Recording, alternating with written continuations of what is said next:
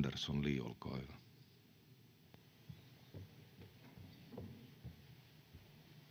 Arvoisa puhemies!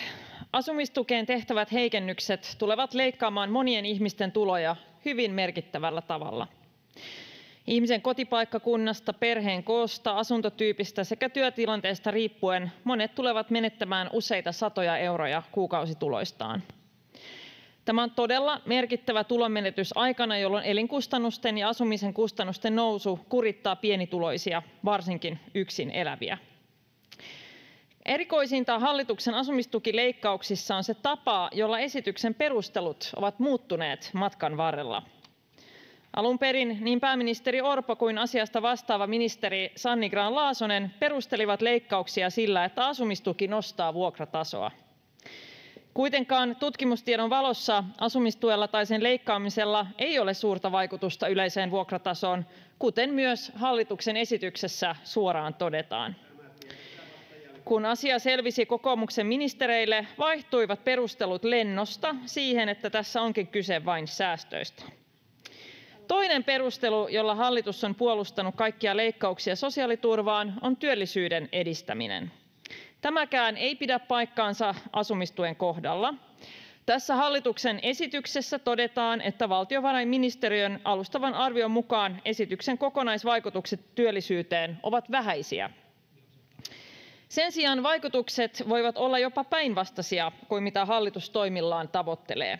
On syytä painottaa, että nämä nyt esitetyt leikkaukset tulevat vaikuttamaan kaikkein voimakkaimmin työssäkäyviin sekä yksinhuoltajiin.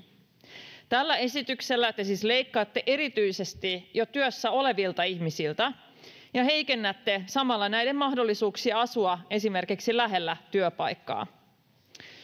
Leikkausten kohteeksi joutuvien joukossa on niin osa-aikatyötä kuin kokoaikatyötä tekeviä. Suurin muutos tukitasossa on 900–1 400 euron työtuloilla. Tuen ehtoihin tehtävien muutosten seurauksena yli kolmasosa asumistukea saavista työssäkäyvistä tipahtaa kokonaan pois asumistuen piiristä. Kun ihminen tällä hetkellä on voinut saada asumistukea vielä yli 2 000 euron kuukausituloilla, tipahtaa raja näiden muutosten seurauksena 1 400 euroon.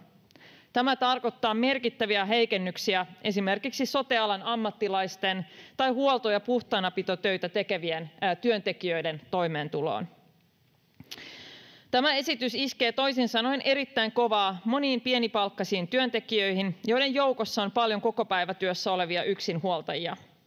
Näissä tapauksissa ihmisillä ei ole mitään mahdollisuuksia paikata leikkauksia työnteon lisäämisellä, jota hallitus lääkkeenä esittää. Arvoisa puhemies! Myös osa-aikatyötä tekeviin leikkaukset iskevät kovaa. Osa-aikatyön vastaanottamisen kannustimet vähenevät ainakin suurimmalla osalla tuen saajista. Ja tämä onkin, kuten me olemme kuulleet, hallituksen tarkoitus. Suomi on se Pohjoismaa, jossa on arvioitu, että ihmiset tekevät eniten vastentahtoista osa-aikatyötä.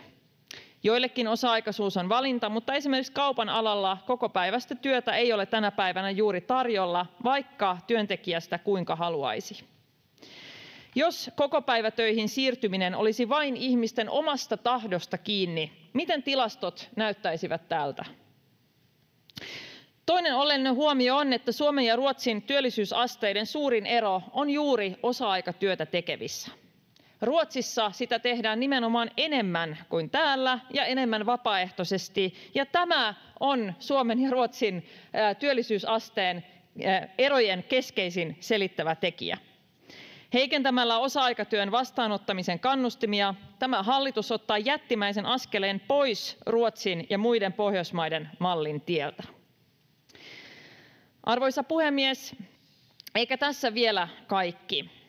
Asumistuen leikkaukset vaikuttavat myös opiskelijoiden toimeentuloon.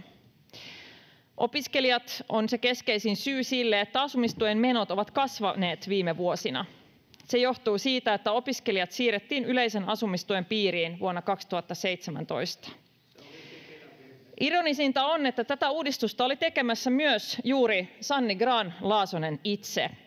Tämä oli keino kompensoida niitä vaikutuksia, joita ministeri Grahn-Laasosen silloin toteuttamallaan opintorahan jättileikkauksella oli opiskelijoiden toimeentuloon. Nyt kokoomus on huolissaan heidän itse tekemänsä uudistuksen vaikutuksista, ja he ratkaisevat sen taas kerran jättimäisellä leikkauksella kaikkien asumistukea saavien toimeentuloon, mukaan lukien opiskelijoiden. Taas kerran. Irvokkainta on, että hallituspuolueiden rivistä nyt on kehotettu opiskelijoita paikkaamaan näitä leikkauksia menemällä töihin. Opiskelijoista asumistuen leikkauksesta kärsivät euromääräisesti eniten opintojen ohella työskentelevät, vaikka hallitus on sanonut haluavansa kannustaa juuri siihen. Toivon, että tänään saisimme selvyyttä siihen, mikä tämä hallituksen linja ja kehotus oikeastaan on opiskelijoille. Oletteko sitä mieltä, että opiskelijoidenkin pitää siirtyä kokopäivätöihin, ja milloin te silloin ajattelitte, että heidän pitäisi opiskella? Öisinkö? Kaikki tämä osoittaa, kuinka esitys asumistuen leikkauksista perustuu virheellisiin käsityksiin tuen vaikutuksista ja sen roolista. Hallitus ajattelee patistavansa ihmisiä töihin, mutta todellisuus tulee vielä iskemään kasvoille. Näillä toimilla hallitus köyhdyttää ennen kaikkea jo työssä olevia, työssäkäyviä pienipalkkaisia, yksinhuoltajia ja heidän lapsiaan sekä ihmisiä, jotka eivät voi siirtyä kokopäivätöihin, kuten opiskelijoita ja osatyökykyisiä. Arvoisa puhemies, tämä esitys ei ole työllisyyden parantamista tai valtiontalouden vahvistamista nähnytkään. Tämä on minun mielestäni ennen kaikkea kylmää ja epäinhimillistä politiikkaa. Kiitoksia. — Edustaja Koskela, Minja.